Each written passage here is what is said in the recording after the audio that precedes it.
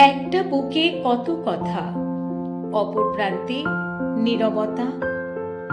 বসে খাওয়া বলছে কানে, সুরের নেশা লাগবে প্রাণে। তুলির টানে আজও জানি, খানিক তুমি খানিক আমি। ছবির পাতা উল্টে দেখি, কোথায় আমি কেবল তুমি। পথটা খুব কঠিন ছিল, দীর্ঘ ছিল, ক্লান্ত ছিল। ফেরত যাওয়ার ইচ্ছে ছিল, হারানো দিনের স্বপ্নে লীন। একেই বোধহয় জীবন বলে, কেউ ফেললে কেউ বা তোলে। কানে দিল বীজ মন্ত্র, চলতে হবে, হয়েও না ক্লান্ত।